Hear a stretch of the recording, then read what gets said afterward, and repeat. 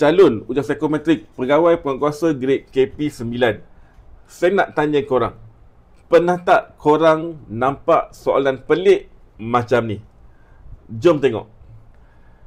Kadang-kadang saya suka tengok angin menghembus pohon. Saya ulang, kadang-kadang saya suka tengok angin menghembus pohon. Nampak tenang kan? Tapi sebenarnya soalan tu bukan pasal alam semula jadi. Bukan pasal healing. Inilah soalan perangkap yang ada banyak dalam ujian psikometrik pegawai penguatkuasa grade KP9. Ini adalah contoh soalan perangkap yang menguji disiplin dan fokus anda semasa sedang bekerja.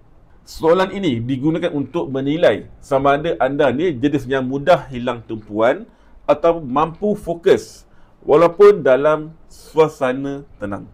Kalau anda pilih sangat setuju, sistem akan tafsir anda ni mungkin seorang yang mudah teralih perhatian.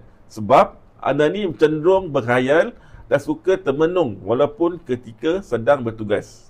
Tapi kalau anda pilih pula sangat tidak setuju, ia boleh nampak anda ni terlalu kaku, tak tahu menikmati keseimbangan mental.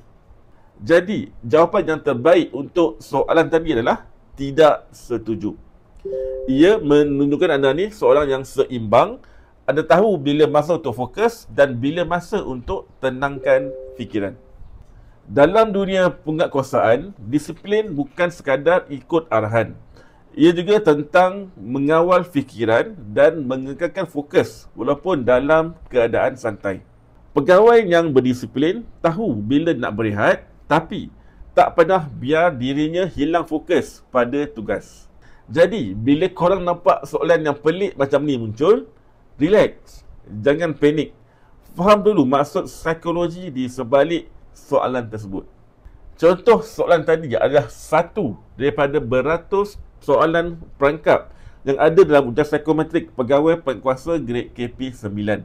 Kalau anda nak tahu cara baca niat sebenar setiap soalan dan cara pilih jawapan yang paling selamat untuk jawatan ujian psikometrik pegawai penguasa grade KP9 ini, saya sudah hasilkan satu e-book khas ujian psikometrik pegawai penguasa grade KP9 di mana dalam e-book ini mengandungi 100 contoh soalan terkini berasaskan teras sebenar, cadangan jawapan yang terbaik untuk setiap soalan dan panduan interpretasi psikologi setiap item. So, secara ringkasnya, e-book ini bakal membantu anda untuk lebih faham apakah persediaan yang korang boleh buat untuk hadapi ujian psikometrik pegawai penguasa grade KP9. Soalannya, bagaimana nak dapatkan e-book ini? Mudah saja.